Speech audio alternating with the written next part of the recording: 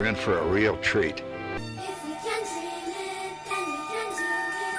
Yes, we can, yes, we can. Hang on to them hats and glasses, 'cause this here's the wildest ride in the wilderness. Hey Disney fans, come join the fun. Corey and Lawrence, the magic's begun. From the parks to the stories we adore, let's dive into the magic. There's so much more. It's the DIZPod, where dreams come true. With Corey and Lawrence, we'll explore with you. We entertain and teach every step of the way. With stories and facts, we brighten your day. From Disney history to tips and tricks, we've got the magic mix that always clicks. It's the DIZPod, where dreams come true. With Corey and Lawrence, we'll explore with you. Feel the magic, the joy and the cheer. Together we'll make memories year after year. The DIZPod, the DIZPod, let's all sing along. With Corey and Lawrence, the magic's never gone. Bringing joy to your day in every way. In the DIZPod, where the magic's here to stay. You are now listening to a member of the Disney Podcast family. Head over to Disney Podcast Family on Instagram to see all the latest posts for this show and links to other great Disney podcasts. Hello. Welcome in. Happy Tuesdays, everyone. I am your DIZPod co-host, Lawrence. My co-host, Corey, is on two wheels heading into the studio as we speak. So he'll be joining us in just a few minutes, but I didn't want to hold the show up anymore. Wanted to get started with all of you. Thank you all for joining us. We've got a great show for our 101st episode. Cannot believe that I'm saying that. We are in our second 100 episodes now. Just bringing you really great guests that we just continue to get lucky and find. And tonight is no different. You can see I'm wearing my Star Wars shirt, not a Catherine exclusive. This was bought in the parks, but I do like it. So yes, tonight is going to be very much Star Wars focused for sure. So good evening, everyone. I see some names in chat that we see. We have Purple Pleasure. We have 86JB. Anne is here. Dianca, Frederick Gallagher, Benjamin Burton. Thank you all for joining us. We do appreciate you watching live or watching the replay if you don't get a chance to watch live. But it's fun when you watch live, you get to join in and be part of the conversation. So if you can join us live, we certainly want you to. But if you're watching or listening to the replay on Spotify, Prime, iHeartRadio, or Apple Podcasts, we appreciate you as well. If you're enjoying, leave a comment, leave a like. We certainly appreciate that. So as I said, tonight we are going to be talking about all Star Wars. This gentleman we met virtually in chat, just like all of you are right now. We were watching what's called a YouTube creator coach. We were watching his live stream, and he was talking about his channel and what he does, and then so of course it was Star Wars, so it piqued my interest, and so we went back and forth and tried to figure out a time, and here we are. I have him on the show tonight. It is Adam from Imperial Remnant, and I'm going to go ahead and bring him on now. Hey, thanks for having me. Adam, great for you. Thank you for being here. We appreciate it. So tell us a little bit about your channel or channels. He's not running one, but running two channels. Tell us a little bit about your channels. Trying to run two. The main one is a Star Wars lore channel. It's more than you ever wanted to know about every last detail of Star Wars, going on the deepest dives, canon, legends, comics, novels, movies, TV, everything, reacting to what's new, and just loving the franchise, I guess is the easiest way to put it. And the second channel that spun off from the first one is you can see behind me, this is just one wall. I have a Death Star themed room in my house. And the second channel is building that room. It doesn't get as much love as it deserves because the first channel is so much to keep up with, but we'll get there, especially now that I'm putting it out to people. So it's Imperial Remnant and Imperial Remnant Builds are the two channels. Got it. So because what I do for work is new home construction and new home cool. sales, building a home theater like that certainly got me interested. And so we'll talk about that before Corey comes in. I know Corey's going to want to talk all about Star Wars lore. So, Sure. so how do you go about deciding, let's do a Star Wars theater? My dad actually worked for a custom home theater, home automation company when I was growing up. And I was probably 14 or 15, and he brought home a home theater magazine. And the theater was, I mean, it puts mine to shame. It was amazing. Probably had seating for like 30 people. I got 4. Oh, But it was the bridge of a Star Destroyer. And the DVD closet and all the equipment rack was covered by a Han Solo and Carbonite. There was a life-size R2-D2 C-3PO in the front. And I tore that page out, and I kept it either in my room or when I started getting like office jobs, I'd put it up in my cubicles. mm-hmm. That picture got so ratty, it probably just disintegrated because I don't have it anymore. But that was like on my mind. So I kind of got into home theaters a little bit in other houses where I just had, a projector, a screen, a room for it, but it wasn't a themed room. And Okay. when my wife and I got this house, the basement was just bare cement. And I was like, well, now's the time because I have this template. We're going to finish the basement anyway. Mm-hmm. Might as well take my time and go big with it. So was she on board with this? Oh, yeah, absolutely. Okay. All right. I have my Death Star room and I have my home office, and it's a whole wall of hot toys, and I have some Marvel stuff, some Star Wars stuff. All my geek stuff gets to stay in there, and then the rest of the house we keep very normal. So she gets most of the house, and she has no problem with me doing a Death Star home theater. She doesn't use it a lot, but she has no problem with it being here. Okay. All right. What so is the theater complete as you want it? I kind of tell people whenever I get to ask that question that when I finished it, that to me was like ground zero. This is the base. It has the walls, the lights, the projector, the screen, and seating, so I can have friends over. We can watch movies. But now I want to make panels. I want to build a life-size droid. I have an armory wall where once every couple months I print out a new blaster or lightsaber hilt and paint it and weather it and get it up on the wall. Mm-hmm. Trying to increase things like that. And then every now and then I upgrade the tech. Like I put in ceiling speakers at the end of last year. I got a second subwoofer. So I'm increasing the theater experience, but also the Star Wars experience. Okay. I wish I had better pictures I could screen share with, but it's all just cell phone footage of me building it. So, well, they can all go to your channel and watch. Yeah, Imperial Remnant Build. There you go. Yeah. So, I got to know, how many speakers do you have in the theater? 9 and 2 subwoofers. All right. All right. So the 3 fronts, 2 sides, 2 rears, 2 ceiling for Atmos, and then the front and rear subwoofer.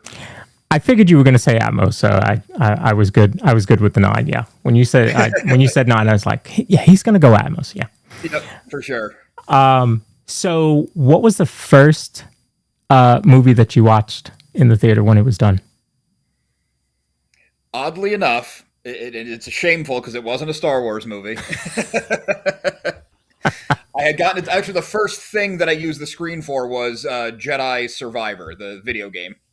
Okay. So the first thing displayed was technically Star Wars, but the first movie was I had a couple friends who missed Mad Max Fury Road in the theater. Okay. And that is a great theater movie. So that was the first actual movie in this version of the theater. Okay. All right. I was like, oh, it's going to be Star Wars. No. I know that should be the obvious answer. The walls actually, originally they were just white light and they were way too bright. So when I watched the movie, I had to turn them off. Oh. And now I have color changing walls that respond to the movie I'm watching. Mm-hmm. So after I put those in, the first movie was actually The Last Jedi, because there's that scene where it's all red when they're fighting the Snoke's guards.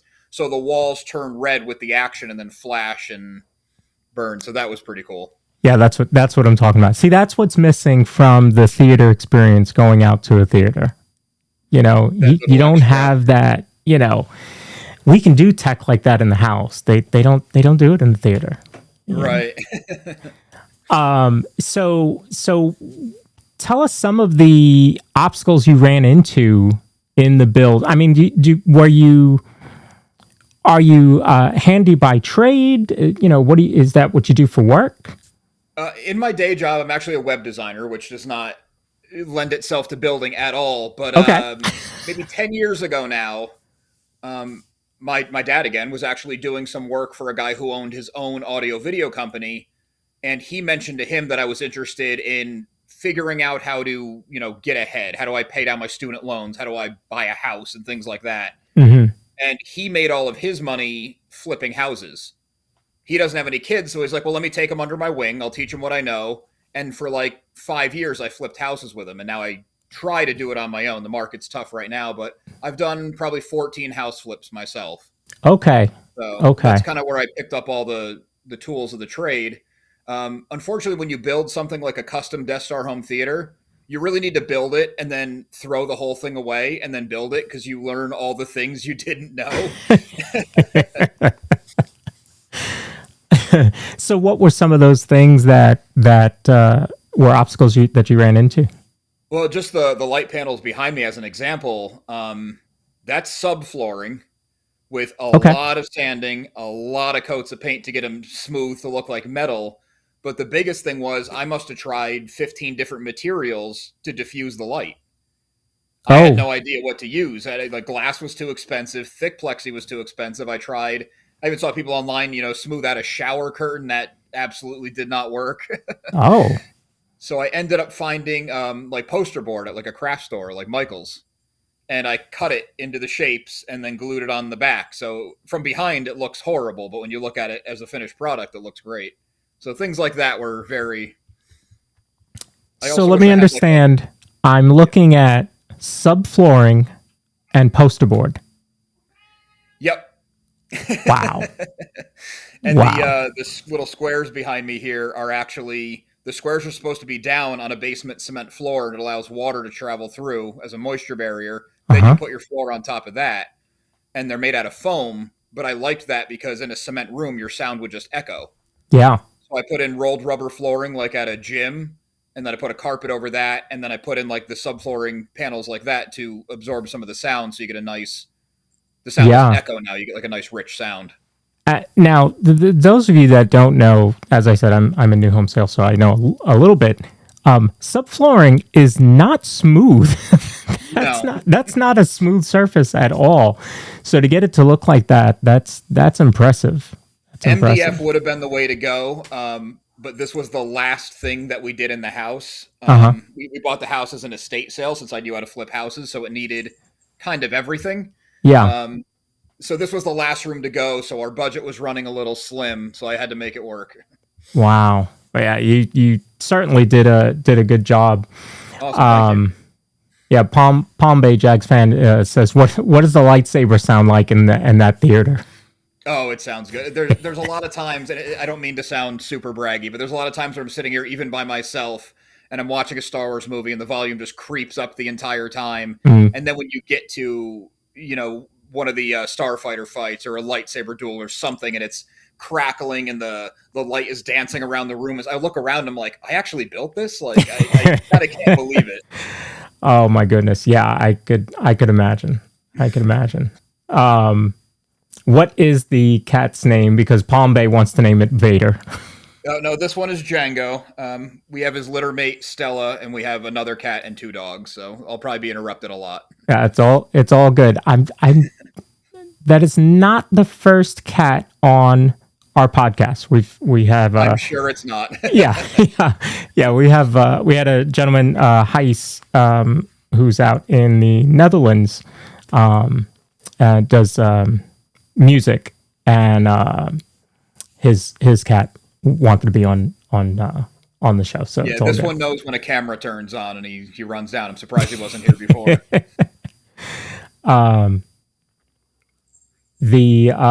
Christopher Solis. Oh, tell us more about that. So Christopher Solis in chat says he had a hard time with MDF when he was building his Death Star walls. I'm surprised to hear that because I thought that was kind of the normal thing to do. So maybe me using subfloor was not super crazy. See, maybe. Yeah, Christopher, tell us more about your Death Star walls. That's pretty cool. Smooth finish, it would have saved a lot of time. And so, what do your friends say when they come over and they see your theater? Oh, they love it. I got friends and I'm like, hey, you want to watch this movie? They're like, I don't care what you put on. I just want to come and like, it doesn't matter. We could watch literally anything as long as it's got, some sound and some action. Let's do it. Yeah. Come over to the house. We'll watch Hello Kitty. Sure. Right. As long as it's got Dolby Atmos built in, we're good. Yeah, exactly. So you're in the Northeast. Do you get to the parks often? Only twice. I went when I was 11, and then I hadn't gone again until 2022. Okay. Yeah, and I was born in 85, so that kind of gives you an idea of how long it's been. Yeah. I got really lucky. The company I work for, my day job, has a condo in Orlando, and they kind of like lottery off a week, so you can go and stay there. So we went down, and our place to stay was covered, so we did all the parks because I didn't know if we'd ever be back. Oh, wow. Yes, Corey is here. So that was fun, but it was a lot. Doing all the parks, including Universal, back to back. Yeah. It was a lot. It was too much in one. So I just went again last month, and we just did, obviously, Galaxy's Edge, and we did a day at Universal because our other plans got canceled. So it's a lot easier when you can take your time and be leisurely about it instead of sprinting to everything to get in line again. As I'm sure you guys have figured out. Well, being a pass holder, Corey had been a pass holder for a long time. I became a pass holder in 22, I believe. And that's the point that I realized I can slow down and really take in the parks. And when you can do that, you just start to see all these little specials and nooks and crannies that you didn't see and you didn't, experience before. Everybody wants to run to Rise for a good reason. Rise of the Resistance, you've got to go do that. But there's other stuff in the parks to do as well. So last month, was that the first time doing Rise of the Resistance, or did you do it in 22 when you went? Luckily, I got to do Rise of Resistance and Smuggler's Run and Star Tours. Star Tours isn't part of Galaxy's Edge, but I consider it a must when you're there. And it's like a 5-minute wait, so you got to do it. Exactly. So luckily, I got to do them all. But it was cool because when we went last time, like Rise of the Resistance was a 3.5-hour wait. They weren't allowing Disney Pass or anything. And it was a brutally long wait. So the ride's great. We really enjoyed it, but it felt like it was over in a flash. This time we got there before opening, so we waited in line just to get through the door, walked in, and there was no line. We just walked until they separated the groups. So when you wait for as long as the ride actually is, it felt like it was 10 times as long. It was a great experience. Yeah. So what'd you think about it when the first time you get to the launch bay? Oh, I think it's incredible. I mean, I was taking like really weird close-up pictures of everything just to try to replicate them here. But the whole experience, you don't even have to be a Star Wars fan, but just to have, like, it starts off with that kind of roller coaster type drop, but a really mini one, just to get your heart racing. And then the ride doesn't give you a chance to figure out what to look at or where you're going. So it all whipped by, but in like the best way. And that's, I really love that about all the Disney parks, is that every last detail is scrutinized and you can tell that they pay attention to every little thing. And I don't want to like disparage Universal just to elevate Disney, but when you do them back to back, you kind of see through the seams a little bit at other parks where Disney, they just don't really allow that. That is very true. The other difference, because we're not obviously comparing Epic Universe, which is totally different, but it's a lot of screens in Universal Studios. So. Yeah, and like Rise of Resistance uses screens too, but it just feels you don't see the screen where like in the Wizarding World, those rides are fun. Like the Gringotts Escape is really fun, but you can see the screens, and then there's like, oh, there's supposed to be flames here, but the thing's broken. Oh, you can see some branches fell off the Whomping Willow. Like Disney, if a branch falls off, they got 6 more branches waiting in reserve. I'm positive. Like they're right back on there. Yeah, yeah. I couldn't imagine being that big of a Star Wars fan and going to Rise of the Resistance for the first time. It was surreal. The fact that it exists was just like 8-year-old me was so excited. Yeah. Or to see the Falcon. I mean, you come around that corner and you see the Falcon just sit. It's you can sit on the bench, and even the cockpit is like, they elongated, add a couple extra seats, but it feels like you're in the cockpit, and they deliver on the experience for sure. Yeah. Corey, welcome in. Welcome. Hey, it's nice to be here. Thank you so much. I apologize so much. Sometimes life gets in the way. So, but I came in on one wheel and dropped everything at the door, and here I am. Such an honor to have Imperial Remnant here tonight, everyone. Thank you. So thank you for being here. Your content it just pulls me in. It pulls me in. Thanks. Like I can't stop when I get on a subject. I can't turn it off. And you've taught me so much in the limited videos I've watched. I'm like, oh, I got to watch more of this. So I'll be going through that library even more. Oh, I appreciate I learned that. about Dagobah.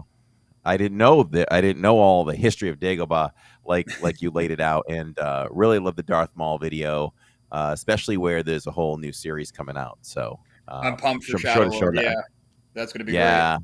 I'll be sure to show that one to my son, so he gets a little more background on Maul too. Makes you appreciate Maul too and where he came from. Yeah. Thank you. But, you guys were hitting on Galaxy's Edge and all that stuff, and that was certainly something I wanted to talk to you about too. And you probably, I'm sure you kind of covered it already. But what are your thoughts about Galaxy's Edge in the sense that I think the main complaint about it is it doesn't really have a place in Star Wars lore. It's just there, and people complain, if they attached it to something I know, and it's probably more of the adults, older adults, that identify with the original trilogy. If you gave me some Han Solo, Luke Skywalker kind of action, I would love this area so much. Do you think they should have kind of not has gone so kind of blank canvas on it? What's your whole feel? Yeah, I'm kind of two minds on it, because I definitely see what you're saying, and I have heard that from other people, where everyone has a different entry point to Star Wars. So if you grew up with the originals, True. That's what you want to see. If you grew up with the prequels, which seems to be most people online now, or the prequel era, they want to see clone troopers walking around. I think probably the least amount of fans want to see the sequel trilogy stuff, and I don't mean to disparage it, but it's just the least popular. So I think them firmly planting it between two movies and not the two most well-loved movies was an interesting choice. Obviously, you get it because that's what they created. It's what they're trying to pump. It's what they think the future of the franchise is. Having the world be something different, I don't mind, because if they tried to make it Alderaan or something and there's any screen references, if it's not totally right, people are just going to knock it for being wrong. Where creating a world that feels like Star Wars and has the elements, I thought that was cool. And this is kind of like a pie-in-the-sky idea. I'm sure logistically it's way harder than just saying it. But I don't see why they don't do it where, okay, you're on Batuu, it's the Black Spires, and for these 3 months, it's, the sequel trilogy era. But then we're going to swap out the Stormtroopers for Clone Trooper uniforms, and they're going to walk around with, Grievous or Dooku or something. And then for these 3 months, we're going to go original trilogy where Stormtroopers, classic Stormtroopers, are walking around with Vader. And all you have to do is change out a few banners and a ship, because the Millennium Falcon is through all of them. I guess Kylo Ren's shuttle will be hard to change out. But I just kind of had a thought like that, where why not make it a little bit more module, where like overnight you could just have a warehouse and a few forklifts come out and swap the era entirely. Then if a long-term fan is planning their vacation, they can say, well, I'm going to wait until July because that's when it becomes original trilogy. Obviously easier said than done, but that's what I've been thinking about it. That's a genius idea. I would sign off on that in a second, because it would keep it fresh. It would make people, Disney always has to think what will make people come back. They, Mhm. Lawrence and I have talked about this before in how they design certain rides. It makes people want to come back.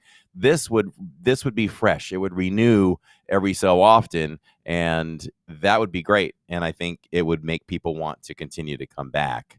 So I love that idea. And Yeah, I don't know I what you think do with Rise of the Resistance. I guess you'd have to reshoot half of it, but oh, that's true too. I mean, Rise you could would always have just to leave get it Rise of Resistance, and it is what it is. But Yeah, it is what it is, right? Sometimes we just have to wave the white flag. Maybe, I don't know if they have room for expansion. Maybe you could find some spot to expand.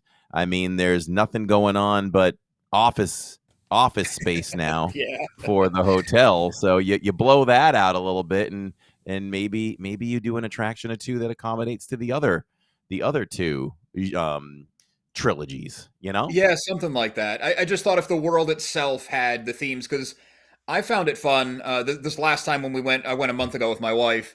Um, we went, we did the rides and everything. We got it all out of the way right away. And then for like 2 hours, we just like walked around, got a snack, took some pictures, looked at the shops. I just like being in there. So the more visual interest they can do, like you said, it's that more reason to go back. Yeah. Um Yeah. And Mando, I don't know if you've gotten close to Mando over there, but I cannot get near him. I don't like the idea of spontaneously appearing, and that's just tough. So it's like, I don't know why they do that, but I'd rather have a line and just wait for Mando because I can never get beyond that crowd once you realize he's there. Right, or do a little bit of both. Maybe have him walk the park for like because imagine being a kid and then all of a sudden Mando and Grogu walk by you, and it's just this spontaneous thing. It's got to be so exciting. Because I did see him walking, and there was maybe like only 5 or 6 kids around him, so he must have just came out. Right, right. Yeah, I don't know. I don't know, and I don't know what you think, Lawrence, either what the parks think about these spontaneous appearances. Disney's doing they're testing again in Walt Disney World with prince and princesses coming out, just kind of wandering. My son and I were at Universal the other day, and in light of the Megan 2.0 film, they're having a bunch of Megans come out. And That's an odd promo. I know, but it's really cool, and actually, we have a video dropping on that Thursday night. Nice. But uh, it's cool, so we wanted to see it, and I wanted to grab it for some content too. And I said to my son, "Well, do we have time frames?" He's like, "Nope, it's random."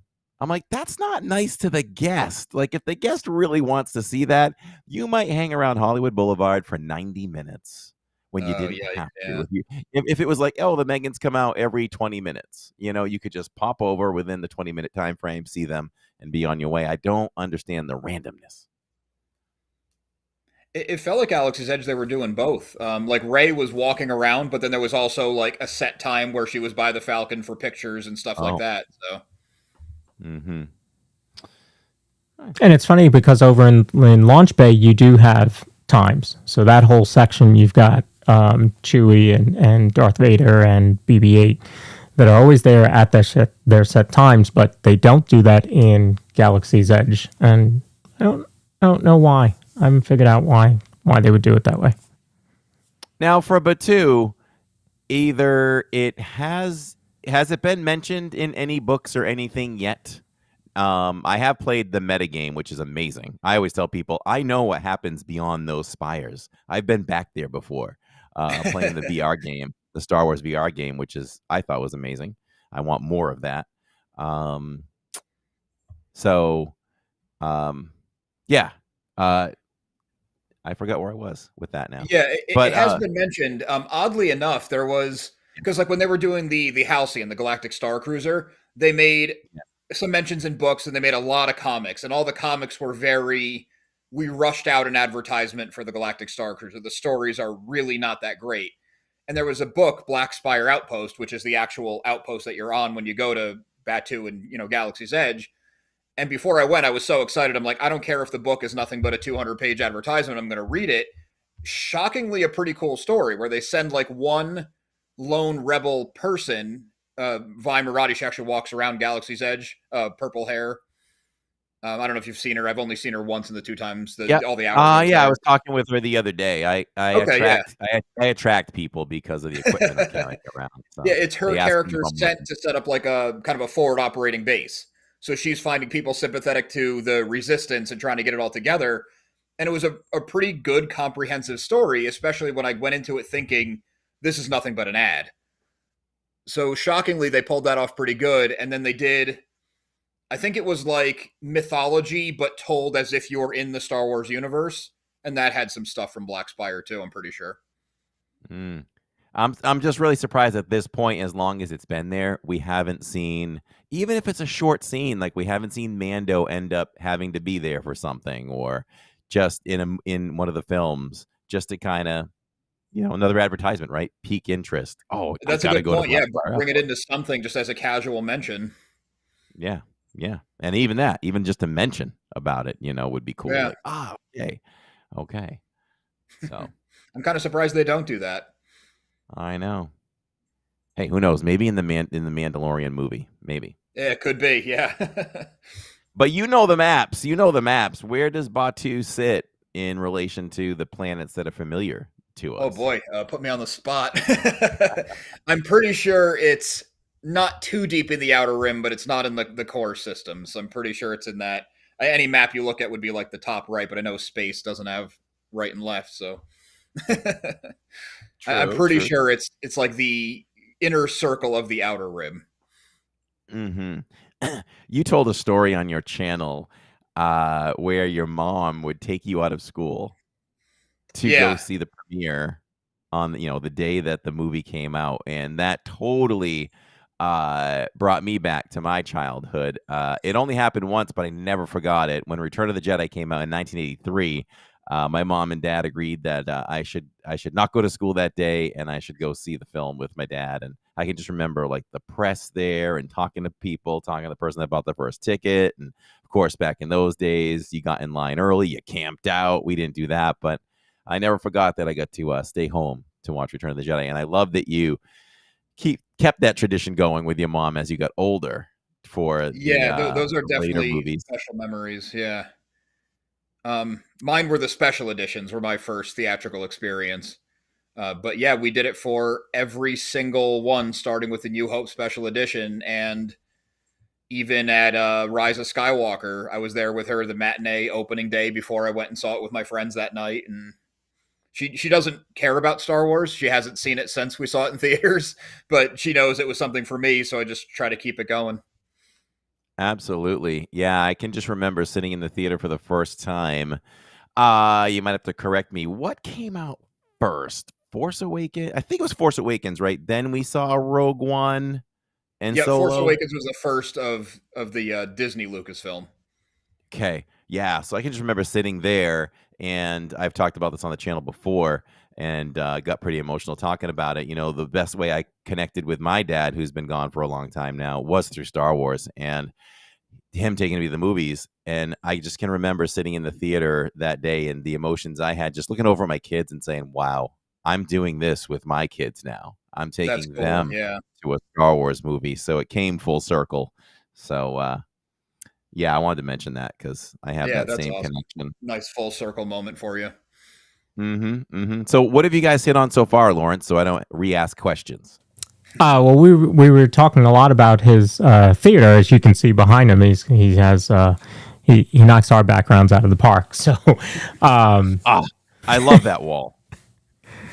and so we were talking about how it's actually subfloor and crafting paper is what you're looking at.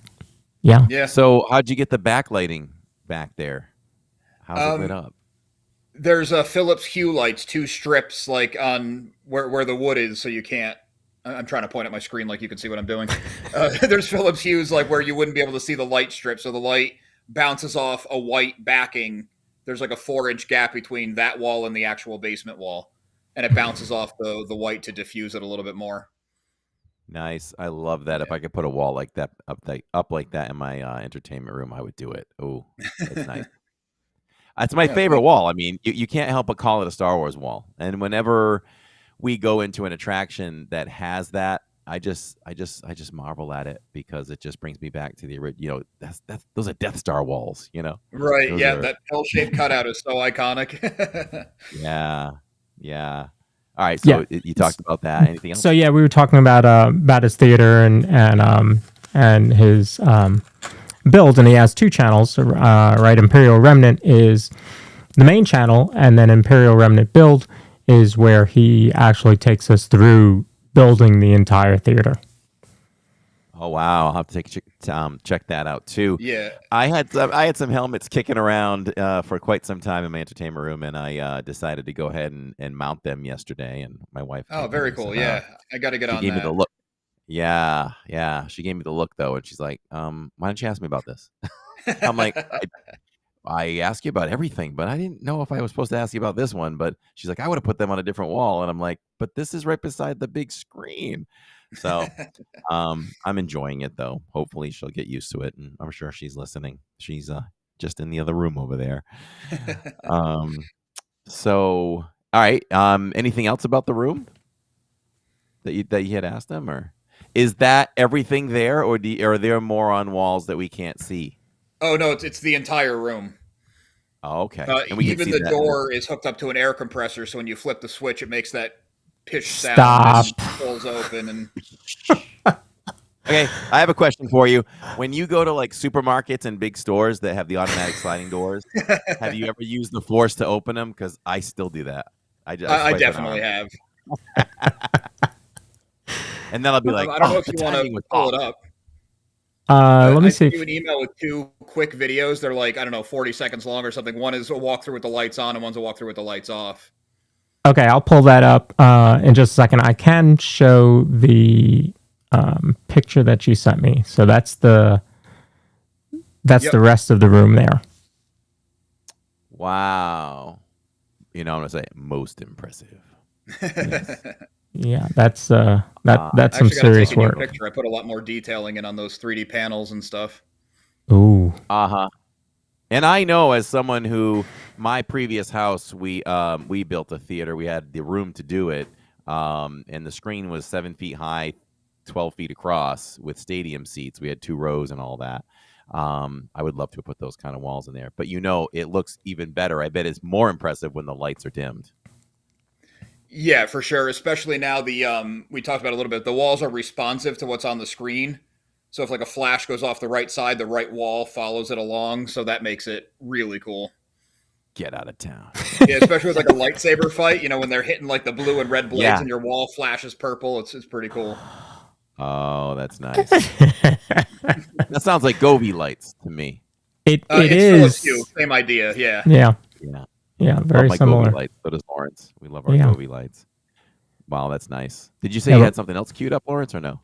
No, you guys go ahead and talk. I'll pull them into the show. Oh, okay. Okay. When a few other things I came up with to ask you while I was watching some videos is you talked a lot about Jar Jar Binks in one of your videos. I think it was one of your little. I don't know if are those recorded live, or do you and your friends record them and then post them? Yeah, It we looks like a record, podcast. pre-record, and then post.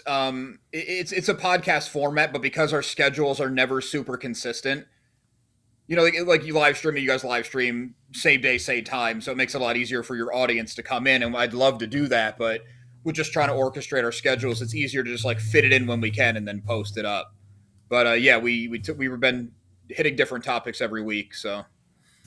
Nice. Yeah, Lawrence and I tried to do that, but our audience really wanted us to record live. So it's basically everyone in there now is, watching the live recording pretty much, and then it'll hit Spotify and iHeartRadio, Amazon, and all those other areas too.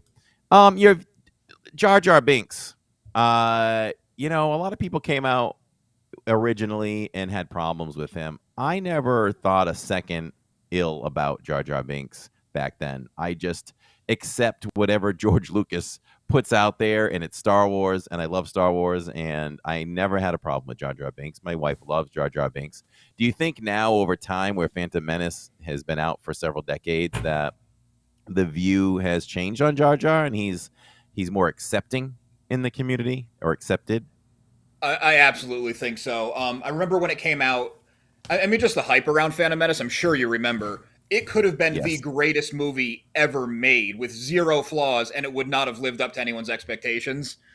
Yeah. So when a bunch of fans who saw it in 77, 80, 83 were now seeing it in 1999, they hated Jar Jar Binks. I was 14 when that came out, so I was a little too old for him, but I'm like you, where I'm like, okay, he's in the movie. I don't really find what he's doing funny, so I'll just watch what Qui-Gon's doing or move on. Like, I don't need to kick up a fuss about it. I don't care. Like, it's not for me. It's for my 9-year-old cousin who loves him. So Hmm. that's kind of my mentality. But I know like Ahmed Best has been welcomed back into the fold.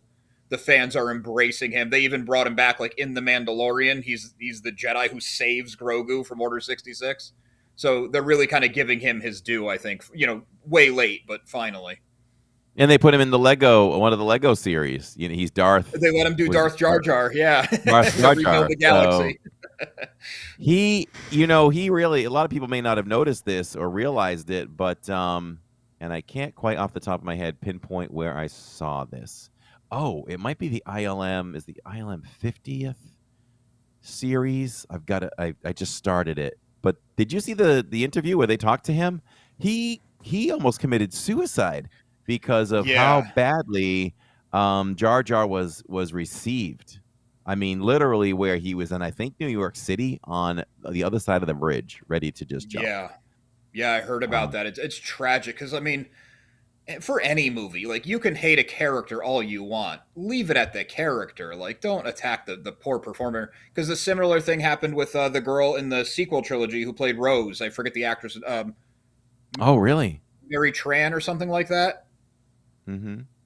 I Something can't remember similar her to name. that. But she was harassed so much she considered quitting acting. I don't know if she got that close to suicide. I hope not. But she had to delete all of her social medias, and it's like you can hate the character of the writing all you want, but leave her alone.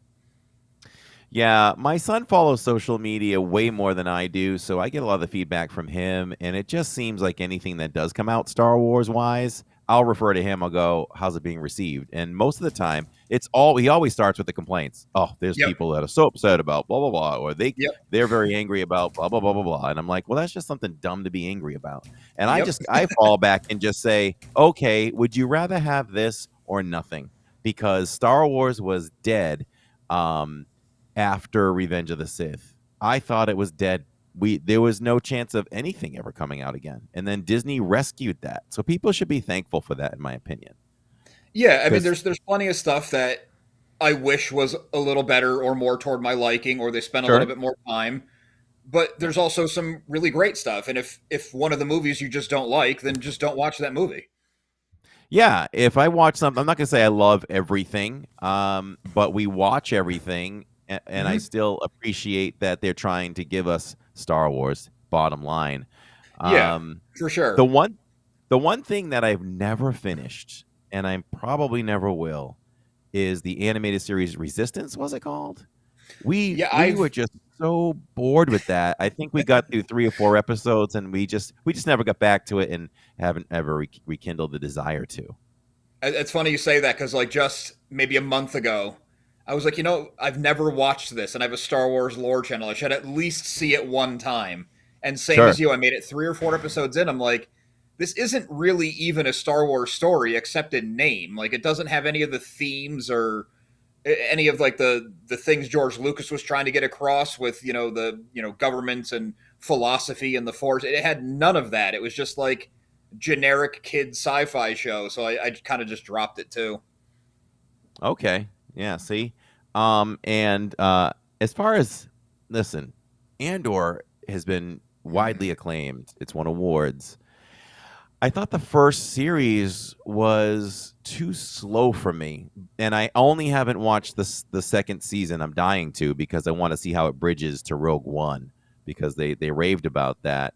And my son and I intended on doing it yesterday, but instead I spent 2 hours hanging Star Wars helmets, so we didn't get to fire off the series. But I really want to watch it. Um, and I Yeah, think that can't recommend it enough. you're a fan of it. So I want to ask you, what am I missing in the first season that maybe is making me not give it as great of a review as some of the other series? so I can I appreciate it think I more. know where you're coming from, because when I initially started it, like as it was airing, I'm like, man, this is slow, or they're really not doing a lot with this, or what's going on. And then I was like, well, everyone's loving this. And it's not, I couldn't pinpoint anything that I didn't like other than it felt a little bit slow. So I went back and watched it. I'm like, it's just a different flavor of Star Wars. We've never had this very deliberate, slow, dark, and cold dystopian kind of Star Wars. So when I got into it focuses on character development. So the characters are perfect. They're so well acted, so well written. Every decision makes sense. Everything they do is based on something that came before. Like it all just it adds up so perfectly. And then when you get into the second season, where it's like 3 episodes and a little time jump in 3 episodes, it's like you're getting a new movie every story arc, and it's a high quality movie. And they do lighten up the second season a little bit, where it has a little bit of the humor. You know, it's not like Return of the Jedi with Ewoks, but Rogue One had some of the kind of Star Wars lightheartedness. And Andor season 2 is a little bit less ultra serious, even though it has easily two of the most serious things in any Star Wars. And it gets you a little bit at lighter tone to like kind of cleanse your palate between some of the ultra heavy stuff. Do you think the second season is better than the first? Yes. Okay. Yeah. How old is your son? 17. Oh, okay. Yeah. Okay. You're fine. Yeah. Well, there's a couple things in there that, like, you know, if I was watching it with like an 8 or 9-year-old, I might be like, I don't know about this. Oh, on Star Wars, like something on Star Wars. Not like he's gonna have little nightmares adultish? or it gets. What's that? Okay. Little adultish or just scary? A little adultish and also very, very real. There's kind of a revolution that turns into a massacre, and it's based very closely on the French Revolution, very closely, and it's very tragic. Okay. All right, I'm excited. I got to start. Even as an adult, I was like, "Oh wow, they went there." Oh wow. Okay. All right. How about Obi-Wan? You were talking about Obi-Wan, the series, and I think that was good enough to have. Do you think it was good enough to be a movie? I know you talked about how the female character that they created, they kind of just had to create her because you needed enough content to spread the series out for length. That I was guess my is what you feel. said. Yeah. So It felt like the whole Obi-Wan series was a great 2.5 hour movie with Obi-Wan, Kid Leia, and Anakin Darth Vader. And then when they said we need it to be 6 or 8 episodes, we have to pad the content. And the Inquisitors make sense for the time period. And I actually think Reva's character is interesting because she has a vendetta against Darth Vader, but to just keep stringing that along in the way they had to just buy time, her actions didn't really make any sense toward her goal. And I think if they introduced her in like a standalone comic or even like her own couple episode arc or something, it would have been one thing. But to take the focus off Ewan McGregor and Hayden Christensen was just like wrong place, wrong time. That's how I felt about it. Well, would you rather have, if you look back at Clone Wars, where they had like 22 episodes every season, except for like the last season, we would probably agree that probably 4 of those maybe or maybe unnecessary episodes in a way. Absolutely, yeah. Like you That's go through the it and old you'd be TV like, model. yeah, I'd be like, wow, this added nothing to the story. They didn't forward it. This is like a side mission. We just watched a side mission, which I'm not saying they're bad. It's just, we didn't advance the story today. This is just some side mission about some aliens on a different planet where something happened. We didn't even see Anakin today. Right. Like Yeah. Yeah. Inevitable So, in I don't 22 know. to 24 episodes. Yeah, for sure. But if anybody hasn't seen those, I've met people before that haven't seen Clone Wars, the series, because it's animated. And I'm like, it's so much better than that. You got to look beyond the animation. The story, to me, was great. And I encourage more people to see it if they haven't. So many Same, episodes. yeah. It's great storytelling. There's really good like Force mythology and stuff in there. Yep, for sure. So, anything coming up that you're excited about Star Wars wise? There's actually not a lot on the horizon right now. I really like Ahsoka, the live action series. I like the character too. I really like the live action series. Some of the lightsaber play could have used a little bit of work, but all in all, I was really happy with it. I liked how into fantasy it went. So I'm pretty pumped for season 2 of that, and I feel like I'm in the minority there, but it's hard to gauge when you're on the internet. Um, and I would like to see them just make a return to the movie theater, which Mandalorian and Grogu they are, but I feel like every time they announce a movie, it's like, yeah, maybe they'll make it.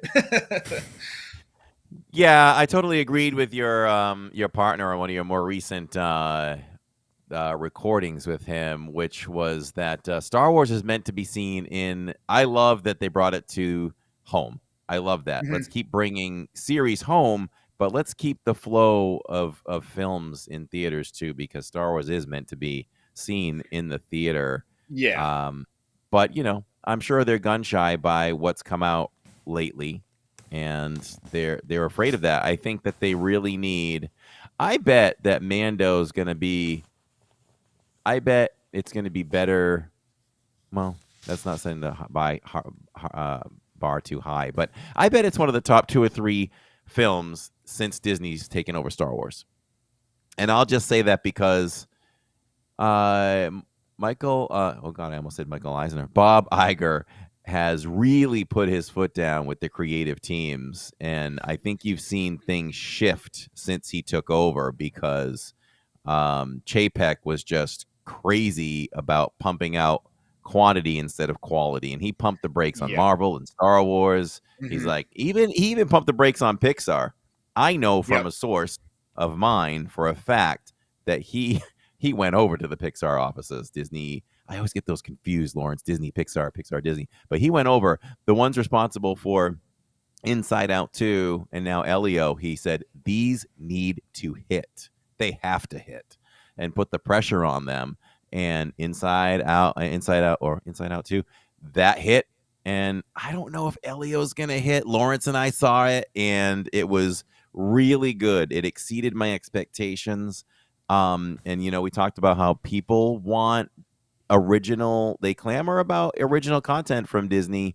And when they put it out, they don't go to the theaters. But if you put out another Toy Story 7, everyone's going. Another Moana, even though it wasn't that good, it made crazy money. Hmm. So I hope everybody goes out there to see Leo because it was very good. But yeah, that's why I think Mando will be good too. Because it has to be. And I hope it does. It needs to hit for Disney because when will we ever have another chance at a movie in the theaters? Actually, there's one being made with Ryan Gosling. I'm not sure the release date on that. Yeah, it was announced, but that was kind of what I was saying, where they announced so many things because they announced a Rogue Squadron movie with Patty Jenkins, who made Wonder Woman, directing it. But they just like put out a teaser with her on like roller skates on a tarmac for some reason, and then that movie kind of got scrapped. And I think Starfighter is like, well, we salvaged the carcass of that, and now it's going to be this with Ryan Gosling and Maya Goth. But like to me, they announced so many movies, and not just Star Wars, but like every studio now announces so many movies. It's like I'll believe it when I'm in the theater watching it because they announce so many things and nothing seems to come out. Why do you think, and this is my opinion, why do you think Disney has done such an outstanding job with Marvel, but has struggled with Star Wars for the most part, in fans' opinions for different series and some of the films? Why do you think? Why do you think that? I feel like for a little while there, story was almost second to trying to chase down fads online. Where Marvel had this very clear plan, and for like 10 years, they barely had a miss. And it's Yeah, also more apt to tell a story that way. We don't need 3 Star Wars stories a year to tell the story. The original trilogy was one every 3 years. The prequels was one every 3 years. Obviously, if they yeah. make a Star Wars a year, I'm watching it, and I would love that. But I'd rather one great one every 3 years and take your time developing the story, give it the budget needs, give it the time it needs, instead of trying to chase down like the trend of the week on Twitter and shove it into a movie and rush out the CG effects and kind of skip finessing the script. That's kind of because even Marvel, I feel like, has fallen off. I was a huge fan, and the Spider-Man after Endgame, I think, was the last movie I really got into. Mm-hmm. Yeah, the only Marvel movie that I thought was just, again, I was thankful they made a Marvel movie, but walked away and I was like, not as good as the others. I would have ranked it very, very one of the bottom ones, which was the recent one, the Captain America with my guy Harrison Ford. Wasn't great, but good. But they can't hit on everything, I guess. I mean, everything's just been outstanding Yeah, in I my try to opinion. reframe it that way too, where it's like, look, they made like 24 movies that were all better than average. So if they're going to have a few misses, I guess it's bound to happen. Yeah, and even the series, Loki and Wanda, and I just recently finished, I say recently, probably several months ago now, but just finally got our chances to attack oh gosh, what's the sequel to that? I'm going blank now. With I'm just going blank with it. Somebody can help Sequel me to out in what? chat. The sequel to the Wanda series with was it Harkless, the witch. Oh, Agatha all along? Agatha. Yeah, Agatha. To me, that's close to being I enjoyed that series probably more than any other Marvel series on TV. Even more than Loki. Loki was great, Wanda was Mhm. great, but I just really enjoyed that series. I think they really did a great job with it. And her character's great. I want to see her come back. She's a great actress. Yeah, I like Catherine Hahn a lot. She's really good. Yeah. Yeah. So, what else you got, Lawrence? I talked his ear off for quite some time. No, that's. I was gonna go eat or something. So what's next for you and your channel or channels? Well, the lore channel, obviously, just got to keep doing the lore. That's what people are there for. But I also want to start doing more, I guess I call them semi original because it's still in the Star Wars universe. I don't own any of that. Like when they announced Starfighter, I did I don't know, 20-minute video of like, if they knocked on my door and said, okay, write us a treatment for Starfighter, this is what I would do. I kind of did one. It was more free forming and it probably wasn't a great format, but it was me just like pacing in this room, figuring out what I would do for an episode 10. So I should probably refine that and do that. And with my friend Noah, who I do our podcast format with, we call it Review Harvest. He's a really good artist. I'm writing a big epic Mandalorian story, and he's going to do art for all the characters and creatures that we come out with. So when I edit the video, it'll be his original art with my semi-original story. And we're pushing for that for fall because next year Mandalorian Grogu comes out and a very cool looking Odyssey movie. So I'm doing a Mandalorian's Odyssey. Wow. So that'll That, be fun. that As far as the build goes, I have all the footage of building the room, and then I even have a video to edit for upgrading the lights. Putting in the new speakers and subwoofer. I have a bunch of like panels and stuff I made over on a wall over there, all with LED lights that light up and everything. And I have a gun wall that I've been 3D printing stuff for. I'm working on a holo projector right now. So each thing I add to the room will be a video at some point. I just need the time to edit. Nice. I love that. Oh, he Yeah, just it's a lot inspired of me, fun. Lawrence, to maybe I need to upgrade my sound system in our little theater now. It's not as big or nice as we had in our other home because we downsized. But one thing we did, we went to Rooms to Go and we bought some new furniture for different rooms, and we took the older furniture and put it in the entertainment room. That one has a projection screen that's 100 inches, and we sat on these couches at Rooms to Go, and it rumbled. We watched Maverick for a few minutes, and it just shook you. It probably changed your heart rate and everything. It made your heart skip a beat. But I stuck the subwoofer for now. After we did that, I said to him yesterday we were watching Bad Batch because we're still trying to get through the last season of Bad Batch, which I Oh, love it's Bad great. Batch. It's so good. Yeah. Oh, great, Ricka. And I stuck the subwoofer right to the back of the couch now, and I cranked up the subwoofer level as high as it could go. And when there's a couple rumbles of ships yesterday, I just looked at him with a big smile. I'm like, "You feel that? You feel that?" Nice. uh, yeah. Yeah, So yeah. You gotta go. You gotta go to Atmos. Go to Dolby Atmos now. That's okay, the new thing. I'm gonna start looking around. We're chatting with Imperial Remnant, everyone. If you like or love Star Wars, you don't want to miss his channel. So make sure you go ahead and subscribe to this one. I can't stop watching a video once I hit play. So watching some of that is probably going to keep me from watching Andor, but I'm sure he likes that. But we have the long list. We need to make our way through stuff. I'm just so busy. It's hard to get through the stuff. But when Sundays come around and football's not happening, I look at him and go, "You want to hang out with me today?" And if he does, which he does most of the time, he always does if he's not hanging with his buddies gaming. But it's like, what do you want to do? I'm like, well, we have these series to finish. We have a Lego set we could do, or whatever else, and we just choose what we want to do. So we try to get or play Nintendo Switch 2, things like that. So there's so little time with so many things to do. So we're trying to get there. Very cool. And I did put Imperial Remnant's link in the chat, so be sure to click on that. Check out his channel. Make sure to subscribe if you like the content. He's got some great content in there for sure. For sure. Appreciate that. And if you know anybody too, anybody that is a Star Wars fan, and maybe you're not, certainly pass it along and share this with them, because there's no way you can not like it. I feel like I can use his channel as a tool to dive deeper into the lore and the background, and give characters I know more substance, and even planets.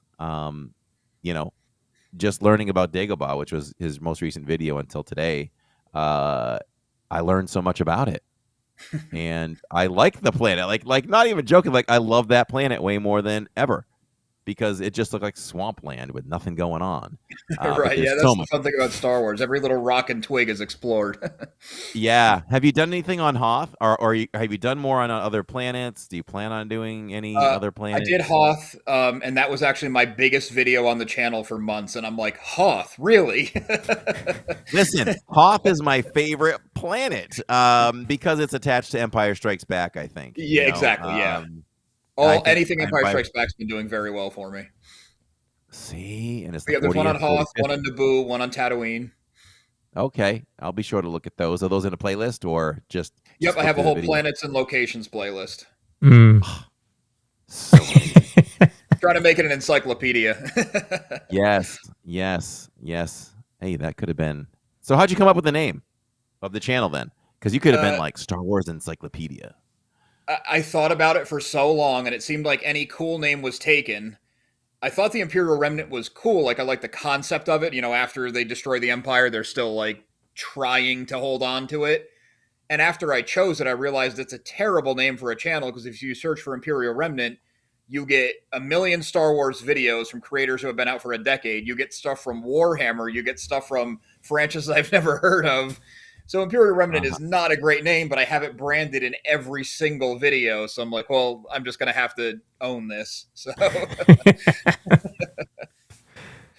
I spent way too long thinking of a name. So I'm like, just pick something and get going. 86 JB. Chat says, oh, go ahead. No, go ahead, Corey. I was just going to say, Christopher Solis says Corey's Sundays are now booked. My Sundays are booked year round. I dedicate my Sundays to the family, to Jacob. And we do things together like that. We build Legos. We watch Disney Plus. We do things together like that. But I shove him out the door when week 1 of the NFL happens. He knows that. So other than that, yes, good family time. But you said 86JB. You want to read the question? What's the best order to rewatch the whole franchise? What a great question. And does this include the side missions? Maybe he means the 9. We'll go with the 9, I guess. Yeah, he probably means the 9. Somebody asked, was it somebody asked Mark Hamill or Harrison Ford the other day, my son said on social media or on a show. They said, how should I rewatch him? He goes, I don't give a damn. That sounds like Harrison Ford. That sounds a lot like Harrison Ford. So what would you say is the best order to watch? I would say if it's a rewatch chronologically. If you haven't seen him and you're trying to get someone into him, I would go in order they were released. I made that mistake when I was dating my wife. She had never seen Star Wars. So I said, well, let's do it chronologically. Then you get the story in the order it was intended. and she almost didn't watch the second one, let alone get to 4, 5, and 6. So Ah. once she got there, she was like, "Oh, these are really good. Why didn't we start with these?" Right. So I almost feel like just because of that, if you have a newbie, I think that you have to point to episode 4, like we all saw it, like really reel them in with that one, and then they want to watch the next one. There's so many ways you can do it. I don't know if there's really a wrong way. As long as you group them, you're not going to do 7 and do 2 and then 5. And then Right? Yeah. Map it makes some kind of sense. Yeah. yeah. And if you really want to go for it, you could do chronological order and throw in, the Clone Wars between episodes 2 and 3, because then the end of that is like parallel to 3. And then you could jump into Rebels, and you can do Solo, and you got all the series. I mean, even before the movies, you can do the Acolyte if you want to. So you got like, I don't know, several hundred hours to get through. Mm-hmm. Yeah. Yep, for sure. Any other questions, everyone? If you have questions in the chat, throw a Q up before it and throw some questions in so we can get those out for you. So let me ask you, what are, obviously you follow the Star Wars franchise. What are some of your other favorite franchises? I was really, really big into Game of Thrones when that show was going. And I don't want to insult anybody on how you feel about how Game of Thrones ended, but when that show fell off, I was so crestfallen. I was like, what did you do to this show? And I don't think George R. R. Martin will ever finish the book series, so I just had to like purge it all from my memory. I loved it. I knew, the houses and their sigils and where they were from, and I had like half the lineage down. I just could not get enough of it. And it's like, I'll never get an ending to this story, so I just can't anymore. And the Marvel movie, we used to read a lot of comics. I feel like it's like an insurmountable hill at this point. Like, where do you even jump in? It's hard enough to keep up with all the Star Wars reading I do. But Marvel, I was super on board with for a really long time, too. Like I said, the Spider-Man after Endgame, the movies kind of ended for me. I've watched them here and there, and I didn't think Quantumania was that bad. I didn't think Love and Thunder was that bad. But they're also not like, I'm dying to see it, or after work I'm going to throw it on again. It's just like, okay, yeah, saw it, moving on. So I don't know. I guess doing a channel, I kind of had to go on just one thing because it occupies so much of my time. And you picked a big franchise to cover too. Yeah, I'm not going to run out of video ideas. No, not at all. Not at all. So each video is so informative, and it made me wonder how much of that is off the top of your head, and how much of it is, we could say, because Dagobah was pretty recently.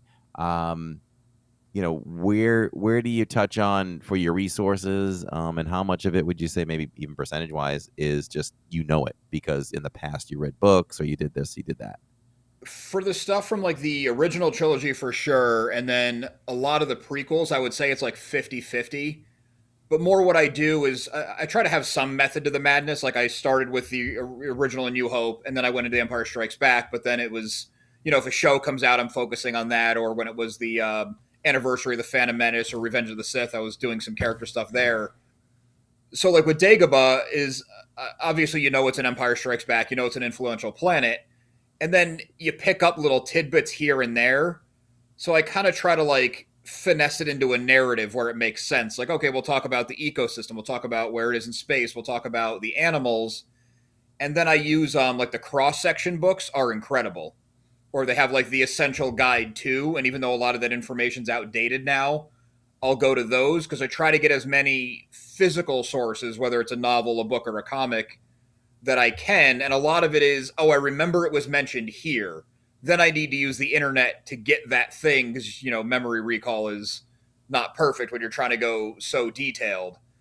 So the idea is the spark is always in my head, and then I try to use physical sources backed up with the internet. But in the internet, I always try to check at least 2 different places to make sure that it's not wrong. So it does get to be like writing papers when you were in college. Like, it gets very intensive with the research. And then there's some things where I'll read about a character that I knew about or thought I knew a lot about, and either I remembered it wrong or there's a whole element that I forgot about or missed. And in that element, there's another character that sounds cool, then I'll buy whatever book that character's in and do a deep dive on that. So it's just this like never ending branching paths, or this web, I should say, that it keeps going. Mm-hmm. It's kind of Seems a like long with answer. Dark. Oh no, perfect. It seems like with Darth Maul that there's not a lot of solid what's the word I'm looking for? I just lost the word. Canon. There's not a lot of canon when you dive deeper into his past, huh? Because it seemed like for you had to kind of say, well, one area says this, one area says that about him. They're all cool, but there's not a solid canon that goes back, to his childhood, right? Am I right about that? Yeah, not so much. Just like kind of a couple mentions. So I always try to differentiate in my videos of what is canon and what is Legends or Expanded Universe. I personally, I differentiate it just because the Legends thing might not match up with what anything else that they're doing. But to me, a good Yeah. story is a good story. Just saying it's Legends Yeah. doesn't mean it's discredited at this point. Of That's what I course. grew up on. I still love it. Yeah. But yeah, things like Darth Maul's history is like you kind of have to fill in the blanks and you know where he ends up.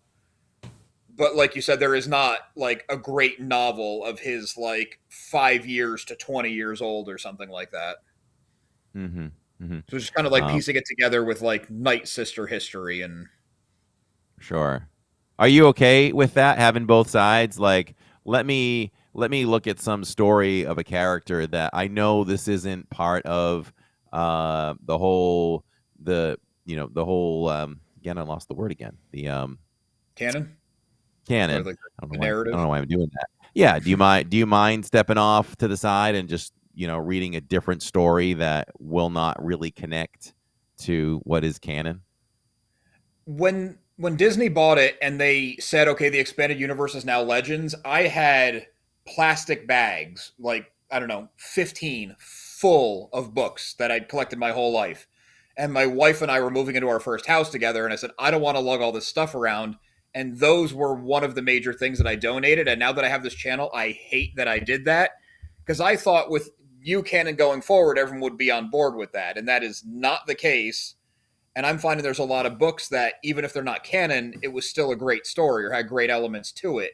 So now I'm rebuying books that I had given away to revisit the stories that I haven't read since middle school. And I thought it would bother me, but it's actually really fun to rediscover. And then I find a lot of people who are my age, your age. I mean, we're pretty close, but we grew up on original trilogy. And then for 16 years, there was nothing but original trilogy and expanded universe. And some of it gets wild, like the old Marvel comics from the 80s. Like that stuff is nonsensical. It's crazy. They were just trying everything. And then you have books like Heir to the Empire that are still influencing the canon now, even if that exact story is not. So I like to take pieces from everything. Love it. Love it. Folks, if you are just tuning in, this is Adam from Imperial Remnant. Absolutely great Star Wars channel on YouTube. Make sure to check it out. Again, he's got the best background.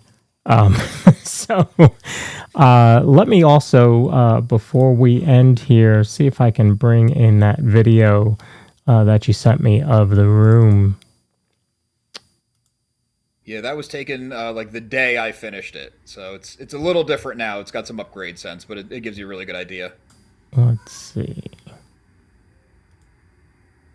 Have you ever? Oh, That's okay. the video. There it is. No, that's No, the other that's one, right? that's the other one. Sorry. Go ahead, ask a question.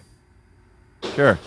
Have you done? I haven't dived deep enough yet, but have you done any videos or try to do videos? And if not, I guess this is a good idea for you to prepare an audience for something. I don't know. Maybe I'm trying to think of something that a lot of people don't really know. Like Acolyte came out. Like, have you ever done anything like that? Like, let me prepare my audience for this and let me dive deep into these characters and give them as much background as I can to get them ready for it. Yeah, when I started the channel, Bad Batch Season 3 was just coming out. It was on the way. And one of my earlier breakout, and breakout is very relative to my small channel size. One of my early breakout videos was a season 1 and 2 recap, everything you need to know. So it's like, here are the players, here's the story so far, here's where I think it's going to go, and stuff like that. People really appreciated. So then I did it for Andor. I did one on like, here's the story, and I did a separate one on here's all the main players, where they started, where they ended up. Because not everyone has time to watch a series and then rewatch it and then talk about it and then rewatch it before the next season comes out. So yeah, those Sure. I find they're really helpful. I'll probably do the same thing for before Mandalorian and Grogu comes out. I'll do the first 3 seasons and his stuff in Book of Boba Fett and summarize his whole story so far. Mm-hmm. Great. You got it, Lawrence? Let's see. No, it's not loading. Not working? No. I'm No, going to sorry try about that. one more time. No, all good. I don't think that was you. I see it now. There we go. The lights don't flicker. That's just the camera. Yeah. I love that. I mean, it looks like you're aboard a starship or you're on the Death Yep. Star right there. Unbelievable. That's incredible work. No, thank you. Yep. Yeah, I was very happy with how it came out. Very nice. So, again, Adam, I can't thank you enough for coming on. I'm so glad that we happened to have found each other on Nick Nimon's channel. Yeah, thanks for having me on. That was a lot of fun. Yeah. Michelle That asked was. a question. That is actual lighting. Michelle Oh, yeah. Hollensteiner. Yeah. Yeah. Yeah. Yeah, the lighting in the background. Yeah, absolutely. And it can change color as you said with the screen, which is pretty cool. I can only imagine, lightsaber fight with that. Oh, see, Yeah. Love Look it. at that. That's pretty That gives cool. me Cloud City vibes right there. Oh yeah. Very cool. So, yeah, when we want to talk Star Wars, we are going to invite Adam back on for sure. Yeah, thank you. That was a ton of fun. I really appreciate it. Thank you. Yeah. And folks, make sure to check out his channel. He posts when he can, but different content, right? Lore, kind of fan fiction, and you have the podcast as well. Yeah, there's one podcast a week. It's usually Tuesdays or Thursdays, and I get a lore video up every Monday, Wednesday, Friday, and there's a short coming out every day. Oh, Wow. nice. Wow. That's a lot. Yep. Yep. And I'll work on the build channel now that we've talked about it so much. I guess I got to get it up there and done. I'm glad I could help. Yes, thank you. Give me more work to do. Very cool. nice. All right. Well, thank you, Adam. I appreciate you coming on. This has been a lot of fun. Make sure you check out Adam's channel. I'm going to drop it in the chat one more time. There we go. All right. Thank you very much. Yeah, Thank you thanks, so guys. much. Take it easy. We'll see you Take soon. care. Very nice. Well, very nice. There you go, huh? I'm too close. Yeah, thanks again, guys. That was great. Thanks. Yeah. You're very welcome. All right, so let's talk real quickly about the news of the day. Real quickly, the Oversight District, Florida Tourism Oversight District, I think it's called, has Yes. approved a plan for a 5th park. Now, that doesn't mean we're opening a park tomorrow. It actually doesn't mean that we're opening a park before 2035, because the plan says not before 2035. But it's essentially where they've said they've done the pre-work to say, okay, this area can sustain a 5th park. So that's kind of the first part of approving a 5th park. Is can the area sustain it? So what are your thoughts? Can we get so it goes out to 2035 because it's going to take quite a while to finish off the current projects, which are barely off the ground, which is Cars, the Cars area in Villains Land and the area over there at Animal Kingdom, that stuff. So that puts us out a little bit. So when that's done, if we even say, okay, that's going to take 5 years, maybe, now we're already up to 2030. So you're talking 5 years to build a whole park. Epic is Universal's done it. So that's not that far away in the sense of things, right? Getting things done in the sequence, and we have to sandwich the demolition of Tomorrowland in there in between. We got to take a couple years there to Has to happen. fix that. Don't overlook Tomorrowland, Josh. Tomorrow we need to almost wipe out the entire thing and take the Circus McGurkus back there with it. We need to redo that area. It's time. I was about to get on Tomorrowland Speedway the other day, and I enjoy it. We do it. We enjoy it, and I was just like, this is just so out of place. It is so out of. It doesn't belong in a Disney park. I mean, maybe back in 1974, 71. Okay. There wasn't a lot of technology. You throw that in there, sure. That is the attraction that is most overdue out of anything, in my opinion. So I don't even know if people realize Circus McGurkus, as you call it. I did, and I did that on purpose. Which is Big Top Circus, I believe, is what it's called. That's part of Fantasyland. Like, it doesn't even feel like that. In fact, I remember we were walking. I can't remember where we were walking. We were walking close enough that you could see it. You could see all the lights back there. It was nighttime. And Catherine turns to me and she goes, What's that over there? I saw that's the circus area. She was like, the what? Because we had never been there. So she didn't know. And this was like in probably in 22. And she had never been there, so she didn't even know. So, yeah, that area and Tomorrowland, which is yesteryear, just something needs to happen. So, yeah, I'm not hating on it. It's just facts. That all needs to go. It does. Yeah. I don't know. I don't even know why they approved the circus area ever.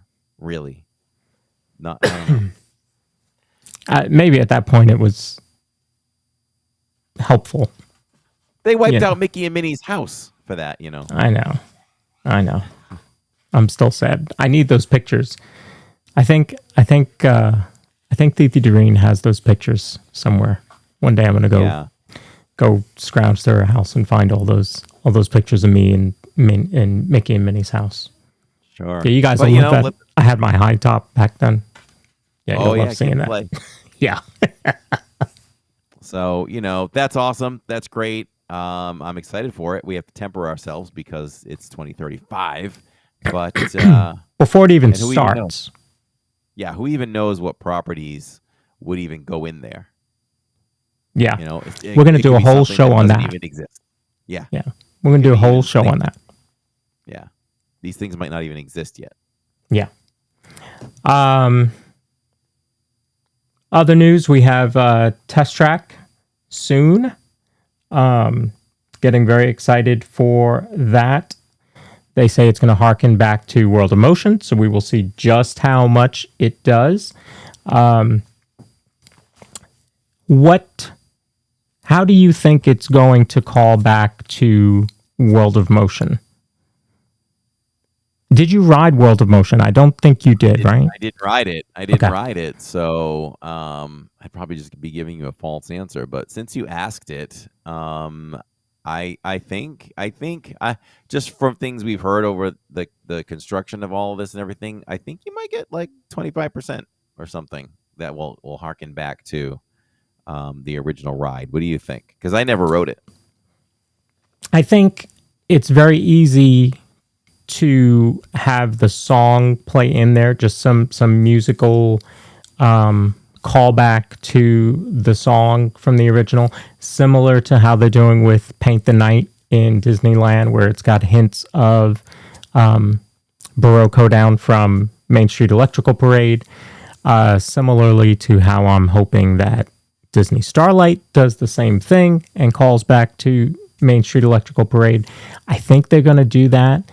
But I do kind of think it's going to be in the storytelling, because World of Motion told the story. If you think about Spaceship Earth, World of Motion was the vehicular version of Spaceship Earth, right? So it did a good job of telling the history of motion. So I'm getting the feeling that that's kind of what it's going to do. And if it does those two things, has a little hint of the song, and it tells that story that way, I think it's going to be a knockout. I've said for a long time, with them saying it's going to, call back to World of Motion, it's going to kind of take you through the history of vehicles, starting out slow, steam engine, blah, blah, blah. It's going to tell that story in some way, and then it's going to take you to the future, and that's when you're going to go outside. Mm-hmm. That's what I kind of think. Mm-hmm. So, but we'll see. We'll see. Yeah. It'll be revealed soon, for sure. Yep. Cast member previews are this week, so I've got my fingers crossed that there are annual pass holder previews that last weekend, because I'll be there on the 20th. So fingers crossed. But let's hope so for you. Yeah. I'd like to do it with you. Yes, exactly. And then we also have the other big news is the parade, Disney Starlight at 9 and 11, and it will be running in reverse. So Corey and I have already worked out what we're going to be doing for that first night. We'll obviously be testing and practicing before that, but if all goes well, you guys will be very, very excited. Lastly, for me, the Disney Streamer Network continues to grow. We're now up to 23 channels as part of that network. You can find information about us on Facebook, Instagram, Threads, and TikTok, although right now Facebook is the easiest to do. But I've already put in motion with some friends that have already started helping, and there's one that's offered his help, Thing Park Giant, another one of our channels in the Disney Streamer Network. We have started putting together a website, and so the three main pieces of the website as it stands right now are going to be one spot for all the streams. You're going to see them all on the streams, or you're going to see them all on the page, and you're going to be able to click right into it, and it takes you right into YouTube. But it's going to show you who's playing right now. You're going to have another page where you're going to be able to go and play Disney Parks music. You're going to have another page where you're going to be able to look at all the park times. So that is what's coming right now, very, very soon. So we want to continue to make this run, keep this thing running as well as it is. So we would love your help. Keep sharing it out. If you are not already following our page on Facebook, please do. Disney Streamer Network. Every time somebody goes live or they have a scheduled stream, I post it there a couple hours before they go live, so that you know when your favorite streamer is live. And it's already working out great for a lot of the channels. A lot of channels are already saying that they're picking up a lot of subscribers and a lot of new viewers. Nice. It's doing its job. Yep. There's only one way that it's doing its job. Yep. Yeah, the other thing is behind the scenes, all the streamers talking to each other about issues that they're having, about different ways to improve this or that. I was talking to one of the streamers today offline about what software to use, because they're going to stream from home. So this is really a game changer for the Disney YouTube streamers for sure, and I'm glad to play the little part in it that I do. Yeah, and the other thing too is bridging the gap between the left coast and the east coast as well. I was in a stream earlier today, just kind of putting that bug in one of the streamers' ears over there, and she was like, "Oh, what Disney Streamer Network? Oh, what is that? Like networking, or we gonna, should we share streams or?" And I didn't get I'll try to reach out to her. But I said, if you want to continue this further, give me an email or something that we can Yeah. get that out there, Yeah. because and then we can just have to figure out how that'll benefit both sides. For Yeah. sure.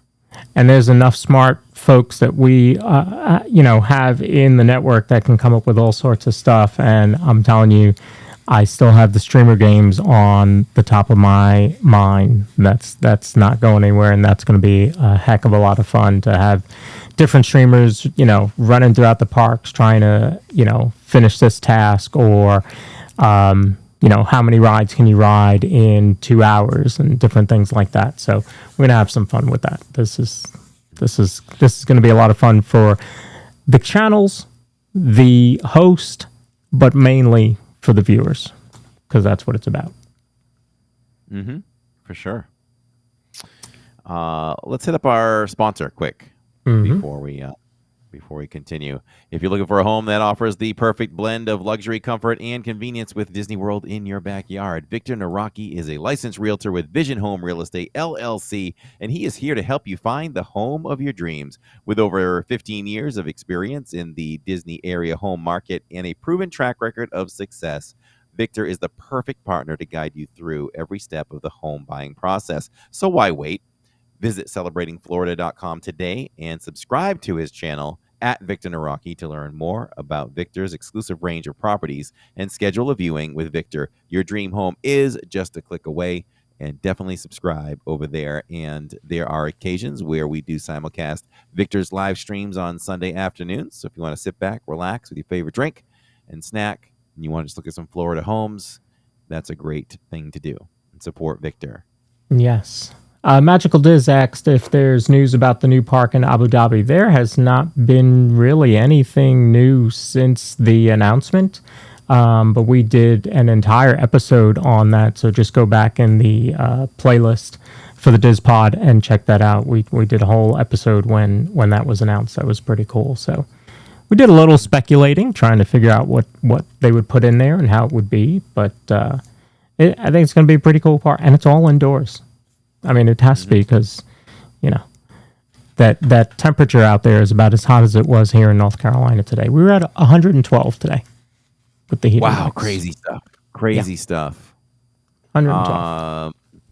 And I did hear from a decent source that once that park is built, they are very motivated, I believe, to make the airfare affordable for Americans to go back and forth to Disney over there.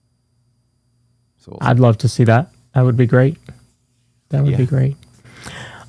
So next week we will have Maz's Musings on, another podcast. He's a audio podcast. So he's going to be coming on the channel to talk Disney with us. This is episode 101. I mentioned that in the beginning of the show. Just absolutely crazy that we're now into our second set of 200 or a second set of 100 shows here, which is just mind-boggling. But it's going to be great. It's going to be great. We're going to have a lot of our friends from the Disney Streamer Network on the show to talk about their channels, and we'll we like games here, so we'll do a little games. We'll do Like, Love, Leave with some of our friends, and some other trivia, and just really have some fun, and hopefully all of you will join us for that. Sounds good to me. All right. We will not. I said next week. That's not true. It's July 4th week. Yeah, we don't have a show next week. So we don't have a show next week because somebody's going on vacation. I'm going on staycation. There you go. So yeah, next week no DIZPod because I'll be heading down to the parks, or we'll be heading down to the parks. The following week is when Chris will be joining us. And then, of course, we've got some great episodes behind that as well. We'll do a trip recap as well. And, somebody's going on a Disney cruise, so we'll certainly be doing a Disney Cruise recap as well, and we'll be sure to take plenty of video and pictures for all of you. That's not until October, but the rest of the year is full with some fun episodes. So make sure you're here with us. Oh yeah, fun, good stuff coming tomorrow night for everyone that's listening live. We are live at Walt Disney World. We're live from the Skyliner. We're live from the Skyliner. I don't know what to call it. We will start at the Skyliner, and we are going to head over to Pop Century. We'll walk around the different buildings and show you the different theming over at Pop Century. This might be something that we want to sprinkle in every few Wednesdays here and there. Not like every other, but, every so often, maybe turn it into a resort stream, which we haven't really done much of. We will connect this one back to the park. If timing allows, we will make our way through some cool theming and look at the grounds over there at Pop Century. And our ultimate goal was to chase down the Mickey Mini ice cream truck and have a sundae. But I'm like, man, I've had a lot of sweets lately, and Jacob this week, and Jacob, still has a little cake to be gotten. So I think what we'll do is we'll track down the truck. We'll ask a cast member if we can look at one, and we'll show you all the truck and what it looks like. We just won't order the ice cream and eat it. Okay. So we'll track it down. The only difference is we won't be eating the ice cream. So we'll show that all to you, and then we'll jump back on the Skyliner, hopefully in time for Fantasmic, and we'll end the night that way over at Hollywood Studios. So a little bit different kind of a stream on a Wednesdays. All right. I like I hope it. everybody likes it. Variety. That's what we like, variety. Which means I'll have to figure out what we're doing for a post show since we recently did Hollywood Studios. Don't worry. We'll find something. Thank you for showing them Fantasmic the other night when we just didn't make Fantasmic. Behind the scenes thoughts, I just felt like I was a little bummed out at the way the stream ended, just because I just didn't want it to end at a restaurant, and it did, kind of. But that's just coming from me, who wants things perfect all the time. We just couldn't get Fantasmic because it was what it was, and I'm sure everybody still loved it. Yeah, and we showed them Fantasmic Disneyland version, and then we also showed Main Street Electrical Parade. So still worked out really, really well. Jacob had a great birthday. Did a little tribute to Jacob in the credits. That was great, by the way. We loved it. Awesome. Thank you. You're welcome. So yeah, we'll figure out what we're showing tomorrow night. Maybe since Theme Park Giant's in here, we'll throw in a coaster, because he's a huge coaster guy. Yeah, we have to have Theme Park Giant on so he can talk coasters. He wants to come on and talk coasters.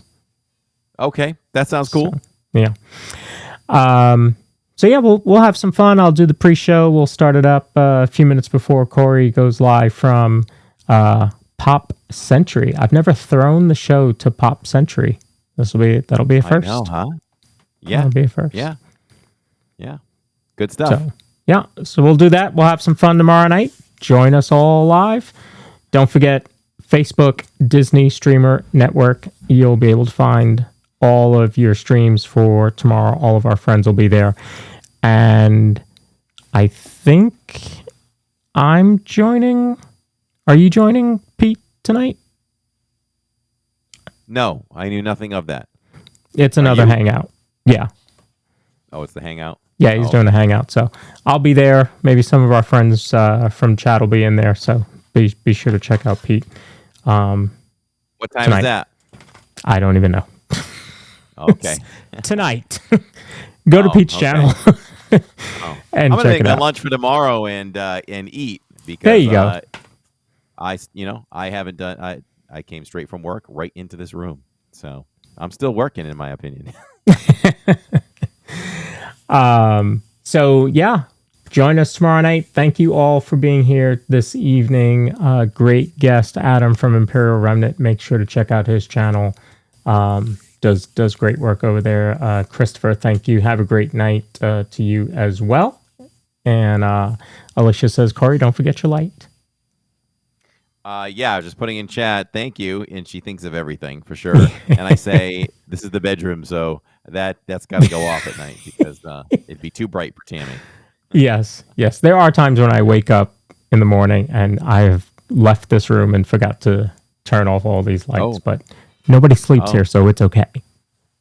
Oh, now we have these lights. We bought brand new lighting for the living room too with our new furniture, and it's like floor lights. And they're beautiful. They're very modern, and there's lights built within the neck of the lamp, and then you have the regular lamp with the light. So Alexa will not work with the bottom lights. Yeah. So now we had to teach Tammy on what to do. You got to click it like 2 or 3 times so the bottom is off, then ask her to turn the lights on. So Okay. Okay. Thank you, Princess Leia, for those kind words. And Shirley Renee says, good night. See you in the park. Shirley Renee will be accommodating me tomorrow. And there it is.